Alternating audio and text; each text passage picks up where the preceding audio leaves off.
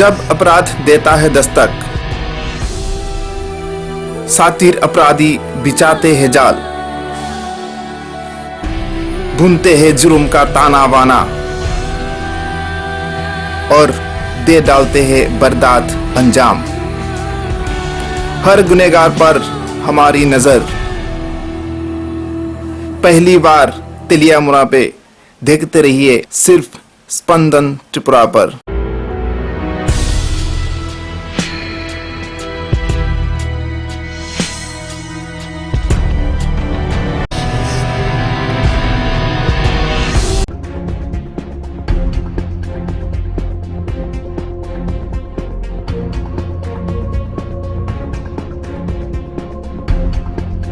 নমস্কার, আপনাদের সকলকে জানাই স্পন্দন ত্রিপুরার পক্ষ থেকে স্বাগত। এবং আজকে আমাদের যে স্পন্দন ত্রিপুরার বিশেষ প্রতিবেদন, দিলীপ দেবনাথ মৃত্যু রহস্য, কীভাবে হয়েছিল দিলীপ দেবনাথের মৃত্যু, সেই ব্যাপারে আমরা আমাদের প্রতিবেদনে তুলে ধরার চেষ্টা করব। যে জিনিসটা হয়েছিল দিলীপ দেবনাথের মৃত্যু রহস্যকে নিয়ে, বর্তমানে কিন্তু রহস্যাবৃত রয়ে গেছে দিলীপ দেবনাথের মৃতদেহ, যেটা আমরা লক্ষ্য করতে পেরেছি। 3 দিন নিখোঁজ থাকার পর চাকমাঘাট এলাকার যুবক তথা রিক্সা চালক দিলীপ দেবনাথের মৃতদেহ চাকমাঘাটের খোয়াই নদীর জলে ভাসমান অবস্থায় উদ্ধার হয় 3 দিন পর। পুলিশ একটি অস্বাভাবিক মামলা নিয়ে কিন্তু তদন্ত শুরু করেছে। সেই তদন্তে কিন্তু এখন পর্যন্ত কোনো ধরনের ক্লু বের করতে পারেনি পুলিশ।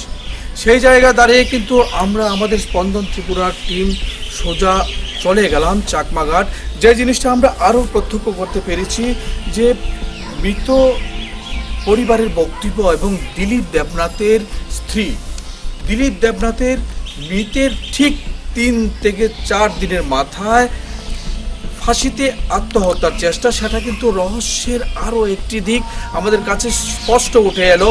সেই জিনিসটাই কিন্তু আমাদের কাছে যেটা এবার দেখার বিষয়, যেটা কেন দিলীপের স্ত্রী আত্মহত্যার পথ বেছে নিল এবং দিলীপ দেবনাথের মৃত্যু রহস্যের সাথে কি সম্পর্ক রয়েছে এবং এখন পর্যন্ত পুলিশ কোনো ক্লু দিতে পারেনি সেটা কি আত্মহত্যা ছিল না পরিকল্পিত মার্ডার ছিল। সেই ব্যাপারে কিন্তু আমাদের স্পন্দন ত্রিপুরার ক্রাইম রিপোর্টের বিশেষ প্রতিনিধি দল চাকমাঘাটে পৌঁছলো এবং সেই মৃত্যু রহস্য উদ্ঘাটনের চেষ্টা করলো সেই চাকমাঘাটের দিলীপ দেবনাথের পরিবারের সাথে কথা বলে।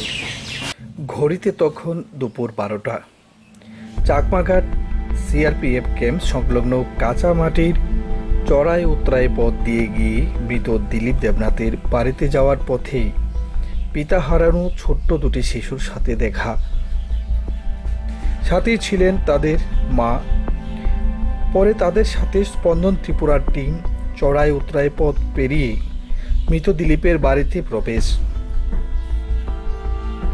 শ্মশানের মতো নিস্তব্ধতা ছিল দিলীপের বাড়ি।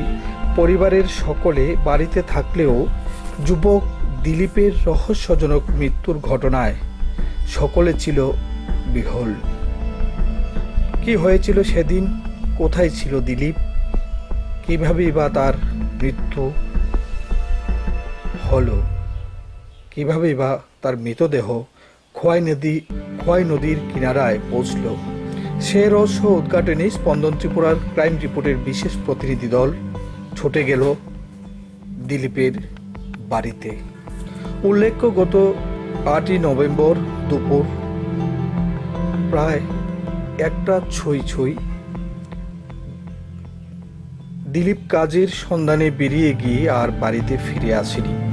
3 দিন পর তেলিয়ামুড়া মহারানীপুর এলাকার একটি ইটভাটার বিপরীত পাশে বয়ে যাওয়া খোয়াই নদীর জলে উদ্ধার হয় তার মৃতদেহ। পরিবারের লোকদের বক্তব্য, সাগর দাস ও অন্য একজনের সাথে কাজের সন্ধানে বেরিয়েছিলেন দিলীপ।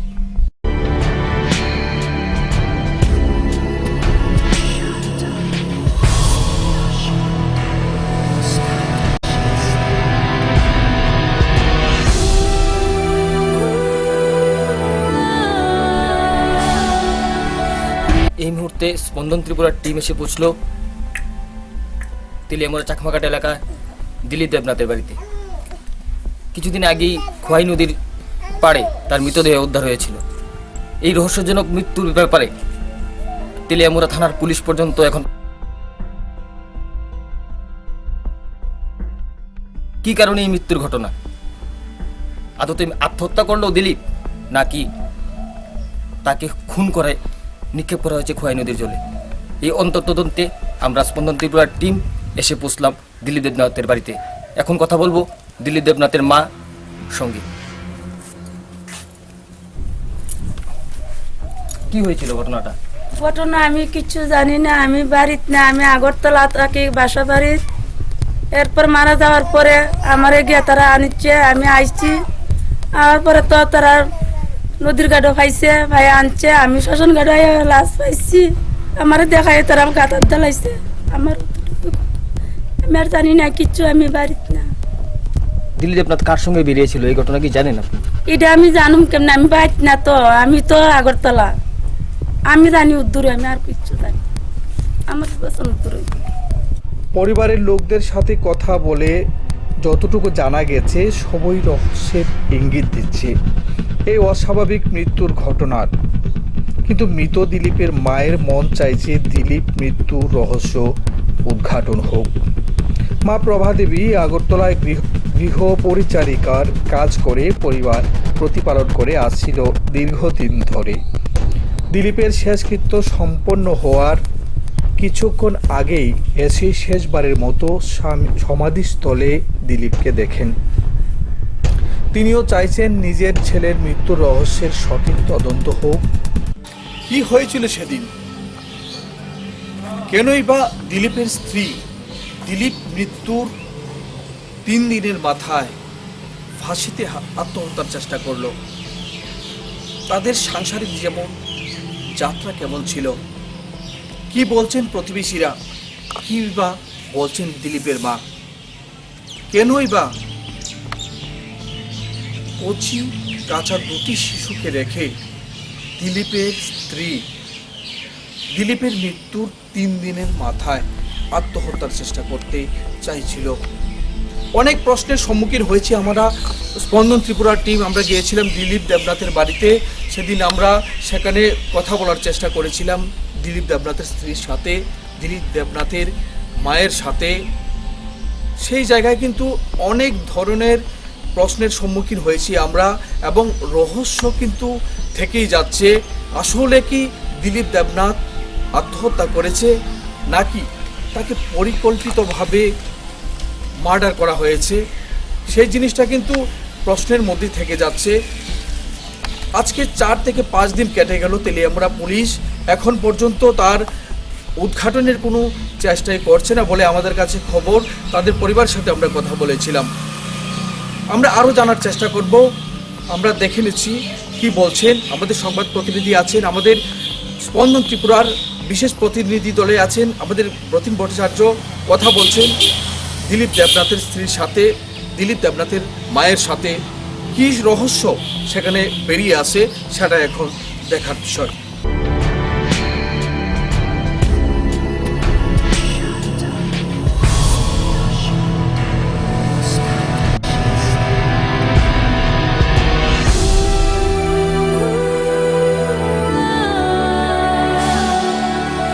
জানি না, বুড়ো জানি না, কিছু জানি না। আমার পুত্র এসে শ্মশানের গাড়ি নিয়ে নিয়ে গাতার ভারত আমারে লোকে গিয়ে আনছে। আমি দেখার পরই আমার পুত্র গাতার তেলাইছে। আমার মুখে আর কথা বাইরে না হন তা করবেন।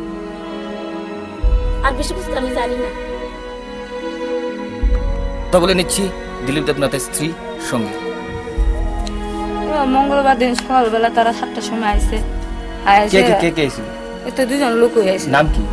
একজনের নাম হলো সাগর দাস, আর একজনের নাম জানি না। আইছে বাসা কোনখানে তারা? গুলাবাড়ি। আইসে গেছে চলো, তার বাবা গেছে যাইবার সময় আমি গেছি আবার তো বন্ধনে সই দিতে লাগবো 10টার সময়। ঠিক আছে, 10টার সময় আইসে আইসে বন্ধনে সই দিছে। সই দিয়ে সেরা বাড়িতে এসে স্নান করছে, আমার হলো এক লগে বইয়া ভাত খাইছে। কখনো রান্না দিলে আর রান্ধে সেরা দুবার আবার খাইয়া যাবো। তো রান্ধদিন 2টার সময় স্নান করছে।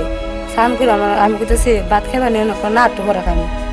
আমি গেছি টিলাতে একটু বসে এমনি হেরা আইসে পরে দিয়া কইতেছ কেউ চলো। হ্যাঁ বাবু না আমার শরীর ভালো লাগতেছে না, আমি অক্ষণ যাই আমি তাহলে তুমি না গেলে তাহলে আমার কাজটা কেন নইব, আমার লোক তোলে লোক দেবো।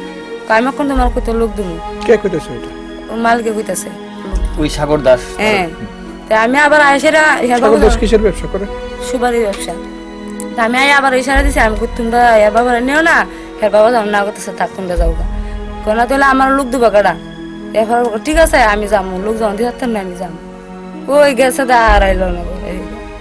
এবারে 4 দিন পরে ওই নদী তেলিয়ামুড়া থানাতে আমরা আপনারা কোনো মিসিং ডায়েরি হ্যাঁ করছি। আমি বুধবারে সন্ধ্যা 6টার সময় আমি ডায়েরি করেছি। তারপর মৃত্যুর পর যখন মৃতদেহ উদ্ধার হলো তারপরে এমন কোনো কিছু কোনো সন্দেহভাজন বা এমন পুলিশকে কিছু বলেছেন যে মৃত্যুর ঘটনার পেছনে আদতে কি রহস্য রয়েছে? কয়েছে আমার কইছে কেউ পুষছেন না সন্দেহ আছে না। আমি কই না, চাকমাঘাট এলাকার মধ্যে হের বাবুর লোক আমার লোক কোনো অন্য শত্রু কেউ নেই, আমার এমনি সন্দেহ কেউ নেই। মানে কাজটা আমার গাড়া করলো, আমি এটা বিচার চাই।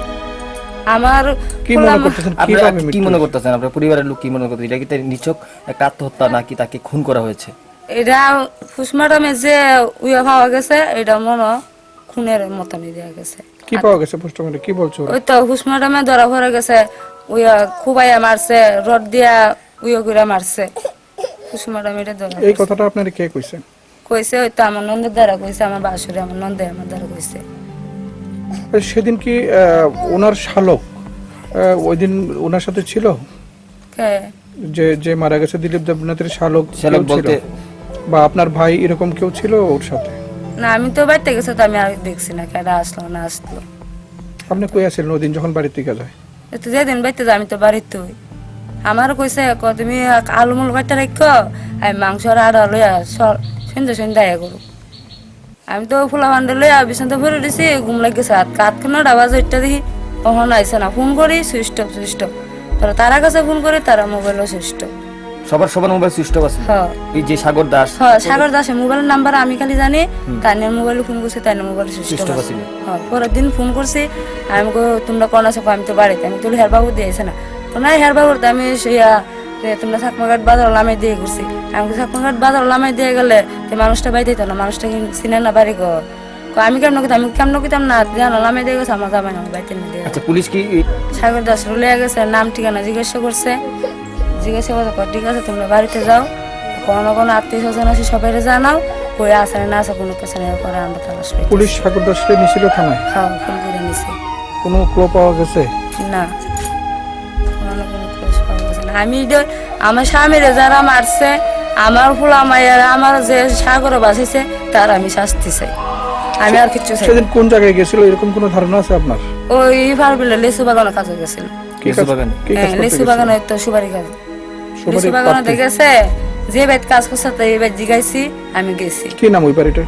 এই বাড়িটার নাম জানি না আমি, তারা বাইত গেছি মানে তারা মুসলমান বাড়ি আর কি। দেখা কইছে হের বাবু দিয়েছে কটার সময় ছুটি হয়েছে, 5টার সময়, আর তারা কইছে 4:30টার সময় ছুটি দিছে। ওই বাড়িতে কাজে গেছিল? হ্যাঁ এই বাড়িতে তারা কইছে 5টার সময় ছুটি দিছে, আর তারা কয় 4:30টার সময়, 4:30টার সময় নামাই দিয়ে গেছে। আমি কার কথাই বিশ্বাস করি? যে বাড়িতে কাজ করছে আর কি আমি তার কথা বলবো? এরে আমি আর কিছু চাই না, আমি তো আর আছি তো আর হইতাম না। আমি আমার জামাই যেমন আর আছি, হেরও যেমন হের বউ হের মা যাতে হেরে হারা। হ্যাঁ কারে বুঝাইতে চাইতেছেন আপনি? হ্যাঁ হ্যাঁ বলতে বলতে কারে কাকে বুঝাইতে বুঝাতে চাইতেছেন? সাগর দাস আর যে আরেকজন আছে হেতেরে হ্যাঁ কি চিনেন? যে আছে? মুখ চিনা চিনি। কোন জায়গায় বাড়ি এরকম কইতে পারেন? এমনি সাগর দাসে বাড়ি চিনি, মানে কইছে দেন গুলাবাড়ি, মানে তাইনার বাড়ি কোনো এটা কিছু কইছে না আমার। বাঙালি না বাঙালি? একই ব্যবসা করে? হ্যাঁ মানে যে বয়স্ক লোকটা তাই না হইলো মালিক, আর হের বাবুর বয়সে যারা মানে হে পারে, আর হের বাবুর নিচে টুকানি লিখে। ফার্স্ট যে না কইছে সুপার ব্যাপার, আমি বললাম গাছটা সত্যি না, তোমার গাছ টানা দেনা খালি টুকাইবা, তোমার আস্তে আস্তে শিখাইমো। আস্তে আস্তে আমার এটা ব্যবসা করলে দেনা, আমার কামও নেবে, আমি টুকানি টুকাইমো, আমি গাছ আনো সতাম। ঠিক আছে তুমি গাছে এতটুকু। কিন্তু পরিবারের লোকদের সঙ্গে কথাবার্তায় সমস্ত কিছুই বেরিয়ে এলো নতুন কিছু রহস্য। মৃত দিলীপের মায়ের অভিযোগ, নিখোঁজ হওয়ার দিন দিলীপ কাদের সঙ্গে ছিল, কাদের সঙ্গে বেরিয়েছিল, সে প্রশ্ন জিজ্ঞাসা করতেই সদ্য স্বামীহারা 2 সন্তানের জননী দিলীপের স্ত্রী সুমিত্রা দেবী ফাঁসি লাগিয়ে আত্মহত্যার চেষ্টা করে।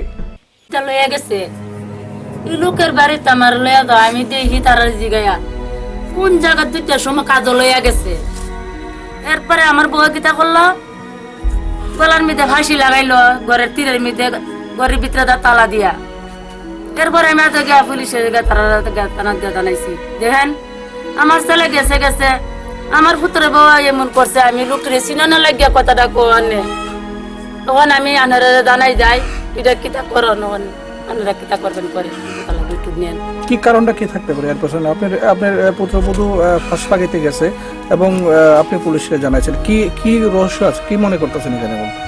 আপনি কি জানতে চাইতেছিলেন যে আপনার ছেলেরা কে খুন করছে? কে খুন করছে বা কে কোন করছে এইটালে কিতে গেছি তো তলবি এখন আমার বড় জায়গাতে আমার লোকটা রেসি না আমি লোকটা জিগাইলো কোন জায়গায় গেছে কাজ করতো আমি একটু দেখতাম আমি একটু তারা জিগাইতাম এই কারণে এই কথা কোয়ানে পড়ব আমার বউ গেছে ঘরে ফাঁসি লাগাইতো এই লোক দেখানির কথা কোয়ানে তো আমি তারা গিয়ে জানাইছি দেখেন আমি আমার বড় লই আইছি জিগাই দেখেন আমি এই কথাটা জিজ্ঞাসা করছি পরে আমার বউ গেছে ঘরে ফাঁসি লাগাইতো ঘরের মধ্যে তালা দিয়া ভিতরে তালা দিয়া ওখানে আমরা ঘরের দরজা ভাঙতারি না বেড়া ভাঙতারি না কোটা ঘর এরপর তো দেখেন দরজা ওই বাইরে ভাঙছি ব্যাংকেতে বউটা কাছে উঠাইছি ওখান বউ তো বাইসা কোন কারণে মারা যায় আমি কি উপায় করুম কোন আমার আপনার একটা উপায় বুদ্ধি দেন আমি ওগুলো বালা বাড়ি ঘরে তাই না গেন্দা দৌড়ি আমার পুত্র নাই আমি ও তো ডুব কথা তারা জানাই রাখছি কারে জানাইছেন?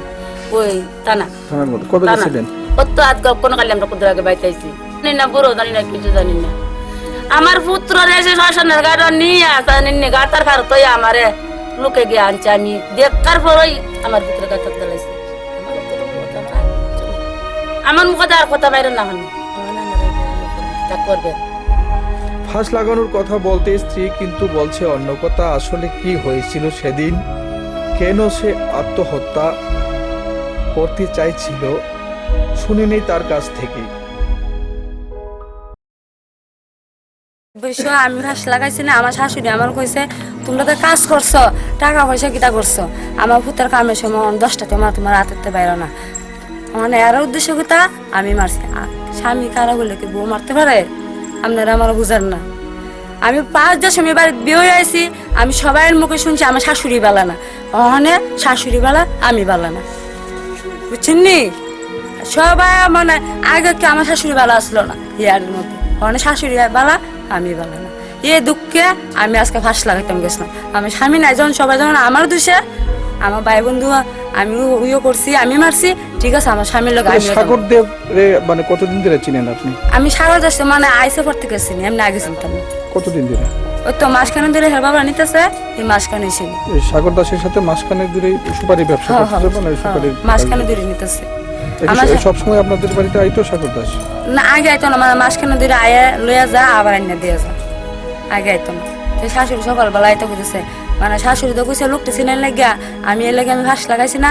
আমি শাশুড়ি কইছি মা আমি এন্ট্রি করে রাখছি, তার কাছে আমি কইছি আমার কাজটা শেষ হোক, আমার স্বামী নাই, আমি তদন্ত করবো, আমি তো সহজে ছাড়তাম না।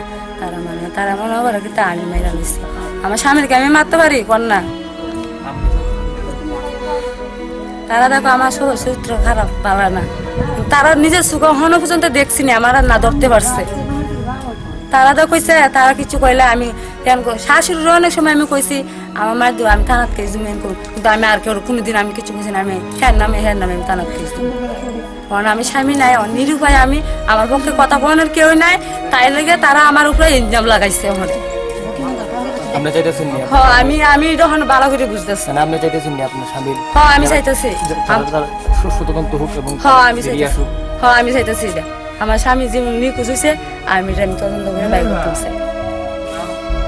থানার মধ্যে কি আপনারা কেস ডায়েরি করছেন নিখোঁজে? না নিখোঁজে যে মঙ্গলবার আইসে না, বুধবার দুপুরবেলা আমার বাসুরে জানাই সেরা, এরপরে আমি জানা কইসা কাজ হয়ে গেছে, আমি কিনতে গিয়ে আমরা থানার মধ্যে খবর লইছি যে থানার মধ্যে সাধারণ একটা কেস ডায়েরি হয়েছে। আপনার এই যে এরকম কোন কেসই ডায়েরি হয়েছে না যে মৃত্যু হইতে পারে বা মারতে পারে? না মৃত্যু হনা ডায়েরি লিখছি না, কইছে আমার স্বামী। কি কারণে লেখছেন না? আপনি তো আমার স্বামী হিসাবে তো এটা প্রথম করা দরকার, যেহেতু 3 দিন ধরে নিখোঁজের পরে এভাবে পাওয়া গেছে। তো আমি যাই কইছি আমার স্বামী আগামীকাল মঙ্গলবারে গেছিল, তো সকালবেলা বাইরে দুপুরবেলা বাইতে সান্টন করে খাইতে গেছে, 2টার সময় গেছে, তখন আমি স্বামী ঘর আইছে না, তখন আমি কিতা করতাম? তখন তারা কইছে ঠিক আছে তোমার আত্মীয় স্বজন কেউ, মানে তোমার স্বামীর ভাই বন্ধু কেউ আছে না, সবার বাড়িতে খোঁজ খবর লন, তারপরে আমার জানে। তারপরে আমি সব কোনো জানাই দিলাম যে যেন যা বিভিন্ন সব কিছু খবর টবর লইলাম, কোনো পাওয়া গেল না। তখনই আমার মনে উদ্দেশ্য হইল না, যে কোনো একটা কিছু তো হয়েছে, ওখানে তারা ধরন লাগবে। তারপরে আমি বৃহস্পতিবারে আবার থানাত গেছি। আপনি কি তার লগে কথা কইছেন নি যখন আপনি হ্যাঁ। লাশ পাইছেন? তারা কি কইতাছে? লাশ পাওয়ার পরে আমি আর তারা লগে কথা বলতে পারছি না। তারা কি ফোন অন করেন না জানো, অফ করেন না? সুইচ অফ করে রাখি। এখনো চুপ করে আছে, অফ করে সুইচ আছে, অফ করে রাখছি। কোনো কথা হইছে না? না, কালকে সন্ধ্যার সময় আবার তাই কইছে। পুলিশ কি সাগর দাসের নিছে না সাগর দাসের সঙ্গে আরেকটা ছেলে আসলো, ওই ছেলেটা নিছে? সাগর দাস নিছে।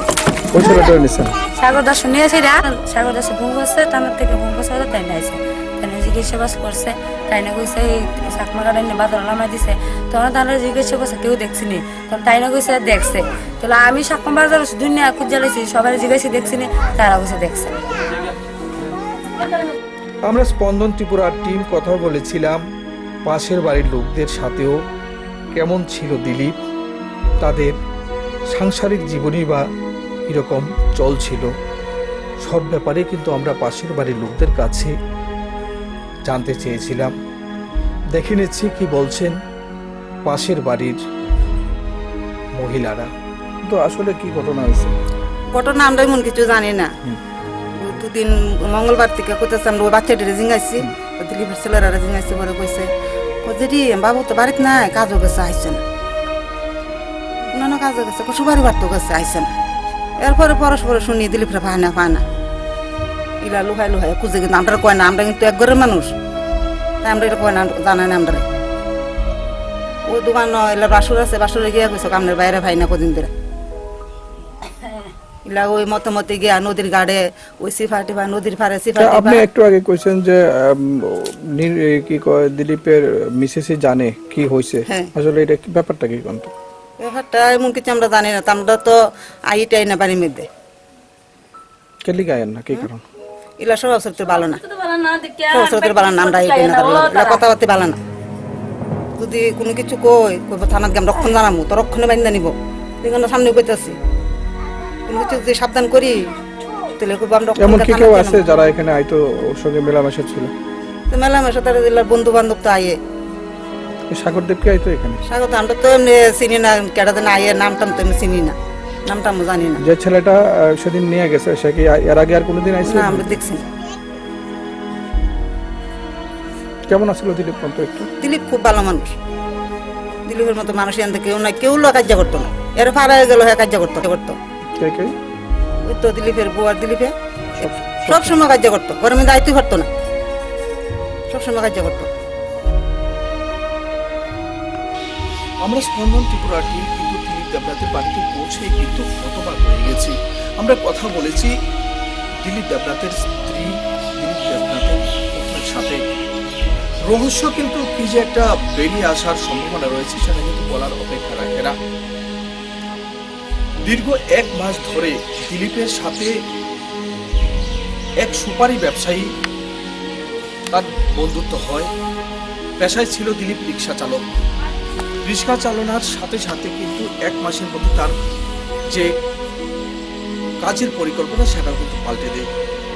দিলীপ সুপারি ব্যবসার সাথে জড়িয়ে পড়ে দীর্ঘ 1 মাস ধরে, এবং 1 মাসের মধ্যেই কিন্তু তাদের বন্ধুত্ব ঘনত্ব হয়ে যায়। দিলীপ দেবনাথ এই সুপারি ব্যবসায়ী, সাথে ছিল আরেকজন। সেদিন দুপুরবেলা ঠিক 2টোয় ঘর থেকে বেরিয়ে পড়ে চাকমাঘাটে ব্রিজ সংলগ্ন এলাকায় মুসলিম বস্তিতে সুপারি পাড়ার জন্য।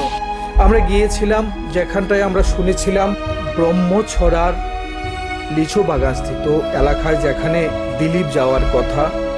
আমাদের সংবাদ প্রতিনিধি প্রতিম ভট্টাচার্য সেখানে পৌঁছলেন। সেখানে নিস্তব্ধতা বিরাজ করছিল, সেখানে কাউকে পাওয়াও যায়নি কথা বলার মতো। চাকমাঘাটের চাঞ্চল্যকর দিলীপ দেবনাথ মৃত্যুর রহস্য উদ্ঘাটনে স্পন্দন ত্রিপুরার টিম এসে পৌঁছল তুই মধু এলাকা লিচু বাগানে। দিলীপ দেবনাথ, মৃত দিলীপ দেবনাথের পরিবারের কথা অনুযায়ী দিলীপ দেবনাথ মৃত্যুর দিন, যেদিন থেকে সে নিখোঁজ হয়েছিল, সেদিন এই লিচু বাগানের কথা বলেই বাড়ি থেকে বের হয়েছিল। এই তথ্য সন্ধানেই আমরা লিচু বাগানে এসে পৌঁছলাম। জনমনে প্রশ্ন উঠছে, দিলীপ দেবনাথ নিখোঁজ কি এখান থেকে হয়েছিল? এমন প্রশ্ন কিন্তু উঠছে। সেদিন আমরা আরো জানার চেষ্টা করেছিলাম কি হয়েছিল দিলীপের। গিয়েছিল দিলীপ দুজনের সাথে। সেদিনে কিন্তু আর দিলীপ বাড়িতে ফিরেনি। দিনটি ছিল 8ই নভেম্বর 2016। সুপারির ব্যবসা করতে গিয়ে দুজনের সাথে ঘর থেকে বেরিয়ে কিন্তু দিলীপ ঘরে আর ফিরেনি। সেটা কিন্তু রহস্য রয়ে গেছে। আমরা জানার চেষ্টা করব কি হয়েছিল, কোথায় গিয়েছিল দিলীপ, কাদের সাথে গিয়েছিল এবং কেনই বা দিলীপ ঘরে বসলো না। সেখান থেকে ফিরে এসে আমরা সোজা চলে গেলাম চাকমাঘাটে ব্রিজ পেরিয়ে, যেখানটায় দিলীপ সেদিন বিকেল 4টে পর্যন্ত কাজের সন্ধানে কাদের মিয়ার বাড়িতে বসেছিল ওই দুজন যুবকের সাথে। আমরা স্পন্দন ত্রিপুরার টিম এখন দাঁড়িয়ে তেলিয়ামুড়া চাকমাঘাট ব্রিজ প্রাঙ্গণে। গত 8 তারিখ তেলিয়ামুড়া চাকমাঘাটের শ্রমিক দিলীপ দেবনাথ এই ব্রিজ পার হয়েই কাজের সন্ধানে গিয়েছিল নদীর ওপার। আমরা চলছি নদীর ওপারে কী রহস্য বেরিয়ে আসে দিলীপ দেবনাথের এই মৃত্যুর ঘটনায়। এই তেলিয়ামুড়া ব্রিজ প্রাঙ্গণে, চাকমাঘাট ব্রিজ প্রাঙ্গণে আমরা পেয়ে গেছি দিলীপ দেবনাথের সঙ্গে যারা প্রত্যেক দিন কাজ করত, হয়তো রিক্সা শ্রমিক হিসেবে কাজ করত কিংবা বাস সে কাজ করতো এই ব্রিজ প্রাঙ্গণে। তা দিলীপ দেবনাথেরই, মৃত দিলীপ দেবনাথেরই এক সঙ্গীকে আমরা পেয়েছি এখানে। দাদা আপনার নাম? মাধুসন মা। কি দিলীপ দেবনাথ কি কাজ করতো আপনার? ওই তো আমার লগে কাম করতো না, মানে পড়ার লগে দেখলাম রিক্সা গুলো যেত, আমি তো বাসা কাম করি। আচ্ছা। আমি বাসা কাম করি, এর দূরই আমার চলছে। বাসটার কাম করি, পরবার বাস তুলি, লুট করি, এতটুকুই আমার কাম। কেমন ছিল দিলীপ দেবনাথ? এমন তো লাড়কি টানছে, রিক্সা তো আমরা সবাই দেখছি। ছেলে হিসেবে কেমন আছিল? ছেলে বিষয় তো আমরা দেখছি ভালোই, কাজেও দেখে এগুলো করছে। একদিকে দিলীপের মায়ের কান্না যেন কোনোভাবেই থামতে চাইছে না, অন্যদিকে দিলীপের বোন সহ আত্মীয় পরিজনরা সবাই চাইছে দিলীপ মৃত্যুর রহস্য অতি সত্বর বেরিয়ে আসুক। এক প্রকার নিস্তব্ধতার মধ্যেই যেন কেঁদে বেড়াচ্ছিল দুটি শিশু, যেন খুঁজছে কাউকে, দুটি নয়ন ভরে খুঁজে বেড়াচ্ছিল এদিক ওদিক। কে তারা? আর কেহ নয়, সেই শিশু কন্যা ও শিশু পুত্র দুজন হলো সদ্য পিতৃহারা দিলীপের সন্তান। এক প্রকার কাঁদতে কাঁদতে বলতে চাইছিল, আমার ডাকমামার সাথে বাড়ি থেকে বেরিয়ে বাবা আর বাড়িতে ফেরেনি। শিশু দুজনের দুটি চোখ দেখলে মনে হবে পিতা হারানোর বেদনা কাকে বলে। আমাদের স্পন্দন ত্রিপুরার ক্রাইম রিপোর্টের বিশেষ প্রতিনিধি দল এক প্রকার রহস্যের গন্ধ নিয়েই ছুটে গেল চাকমাঘাটের ব্রিজ সংলগ্ন এলাকার অপর প্রান্তে তুইমধু গ্রামে।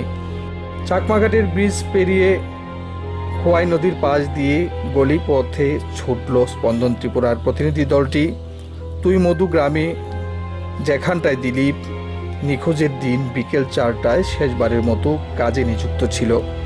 সেই কাদের মিয়ার বাড়িতে, সেখানে দিলীপ, সাগর ও অন্য আরেকজন যুবক কাদের মিয়ার বাড়ির সুপারি গাছ থেকে সুপারি সংগ্রহ করে বাড়ি ফেরার উদ্দেশ্যে রওনা দেয়।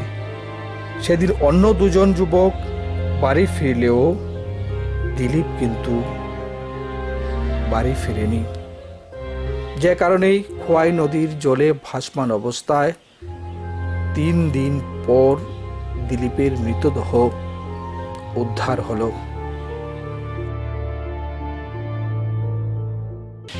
স্পন্দন ত্রিপুরার ক্রাইম রিপোর্টের প্রতিনিধি দল বেরিয়ে পড়লাম দিলীপ দেবনাথের বাড়ি থেকে। বেরিয়ে সোজা আমরা চলে গেলাম কোথায় গিয়েছিল সেদিন দিলীপ, তার সন্ধানে। আমরা সোজা চলে গেলাম চাকমাঘাটের সিআরপিএফ ক্যাম্প পেরিয়ে চাকমাঘাট ব্রিজ। চাকমাঘাট ব্রিজে গিয়ে কিন্তু আমরা দেখেছিলাম দিলীপ দেবনাথের সহকর্মীরা, যাদের সাথে দিলীপ দেবনাথ একদিন কাজে লিপ্ত ছিলেন, তাদের সাথে আমরা কথা বলেছিলাম। তারাও কিন্তু আমাদের স্পষ্ট করে বলেছিল যে দিলীপ দেবনাথ খুব ভালো লোক ছিল, পেশায় রিক্সা চালক হলেও এলাকার মধ্যে তার একটা ভালো নাম ছিল, বা কারোর সঙ্গে কোনোদিন কোনো ঝগড়াও হয়নি, বা ঝগড়া করার মতো দিলীপ ছিল না। তাদের অভিমত যেটা আমরা স্পষ্টভাবে জানতে পেরেছি দিলীপ দেবনাথ আত্মহত্যা করতে পারে না। সেই জায়গায় দাঁড়িয়ে আমরা সোজা চললাম চাকমাঘাটের ব্রিজ পেরিয়ে, যেখানটায় দিলীপ দেবনাথ ওই দিন 8 তারিখ, যেখানটায় দিলীপ দেবনাথ নিখোঁজ হয়েছিল যে দিনটায়, সেই দিনটায় 8ই নভেম্বর দিলীপ দেবনাথ বিকেল 4টে পর্যন্ত চাকমাঘাটের ব্রিজের অপর দিকে মুসলিম বস্তিতে সুপারির কাজ করার জন্য যেখানে ছিলেন কাদের মিয়ার বাড়িতে আমরা সোজা চলে গেছি। আমরা জেনে নেব কি বলছেন কাদের মিয়া, ওই দিন কতটা পর্যন্ত দিলীপ দেবনাথ সেখানে ছিল, কি করেছিল সেখানে, কেই বা ছিল তাদের সঙ্গে, আমরা জেনে নেওয়ার চেষ্টা করব।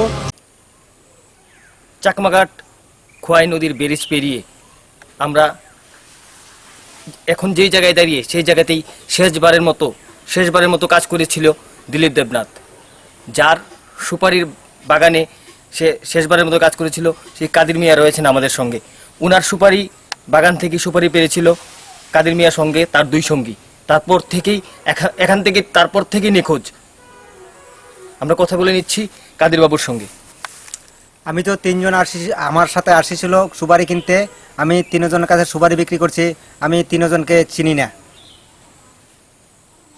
আচ্ছা, এর মধ্যে দিলীপ দেবনাথ বলে একজন ছিল না, আমি উনিকে কেউকে চিনি না। না, 3 জনের মধ্যে একজন মারা গেছে, এটা তো আপনি? হ্যাঁ, আমি কিছুদিন পরে শুনছি। কয়টা পর্যন্ত আপনার বাড়িতে কাজ করছে? 4টা পর্যন্ত আপনার এখানে কাজ? আমার এখানে 4টা পর্যন্ত কাজ করছে। তারপরে কোন দিকে গেছে তারা? এরপরে চাকমাঘাট ব্রিজের দিকে চলে গেছে 3 জন। এর আগে কি কোনো এদিকে তারা এসেছিল সুপারি টুপারি? না, এর আগে আমার দেখি নাই।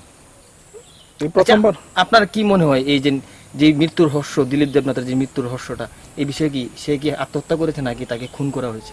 এটা তো আমি ঠিকভাবে জানি না। ওরা তো 3 জন চলে গেছে সুপারি পারে, আমি তো ঠিক জানি না। সুপারি পারে চলে গেছে। ওই দিন যখন ওর চলাফেরা বা কাজ করার সময় কোনো অসংলগ্ন কোনো জিনিস কি আপনি দেখতে পেয়েছেন ওদের? না, আমি কোনো দেখছি না। ভালোভাবে কাজ করছিল? ভালোভাবে কাজ করছে 3 জনে ভালোভাবে কাজ করে চলে গেছে। আর ওরা 3 জনের আমি চিনি না। আমার কাছে আসছে, আমি সুপারি বিক্রি করে দিছি, সুপারি নিয়ে গেছি।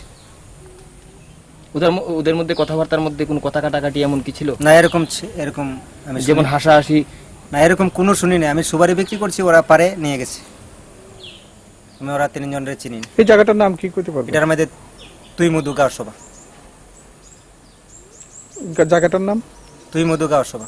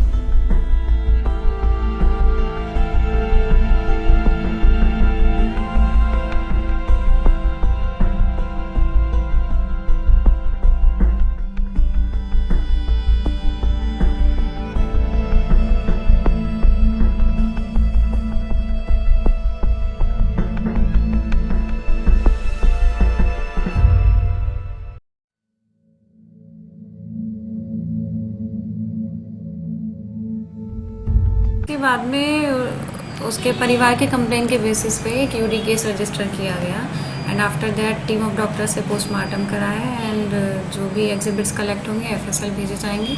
तो इन्वेस्टिगेशन इज इन प्रोग्रेस, जो भी चीज़ होगी आपके सामने आ जाएगी। दिलीप देवनाथ निखोঁজ হওয়া এবং তার মৃত্যুর প্রায় 3-4 দিন পেরিয়ে গেছে, এখনো উন্মোচিত হয়নি দিলীপ দেবনাথ কি কারণে আত্মহত্যা করেছে নাকি তাকে প্রিপ্ল্যান মার্ডার করা হয়েছে। আমরা স্পন্দন ত্রিপুরার টিম আজকে কথা বলেছি, দিনব্যাপী কথা বলেছি দিলীপ দেবনাথের বাড়ির আশেপাশের বাড়ির লোকদের সঙ্গে, সে শেষবারের মতো যেখানে কাজ করেছে তাদের সঙ্গে, এবং তার বাড়ির পরিবার, তার মা, তার বাবা, তার বোন এবং তার স্ত্রীর সঙ্গে কথা বলেছি। প্রত্যেকেই বলেছে দিলীপ দেবনাথ আত্মহত্যা করতে পারে না, তাকে খুন করা হয়েছে। এর পেছনে বিশাল একটা রহস্য রয়েছে। যদিও এখন পর্যন্ত দিলীপ দেবনাথের অস্বাভাবিক মৃত্যু এখন পর্যন্ত কিন্তু একটা রহস্যের মধ্যে রয়ে গেছে। পুলিশের খাতায় একটি ইউডি কেস নিয়ে তদন্ত শুরু করেছে, যদিও তদন্তে আশানুরূপ এগিয়ে যেতে পারেনি পুলিশ। পার্থ রায়ের সঙ্গে আমি ব্রতিন ভট্টাচার্য, স্পন্দন ত্রিপুরা, তেলিয়ামুড়া।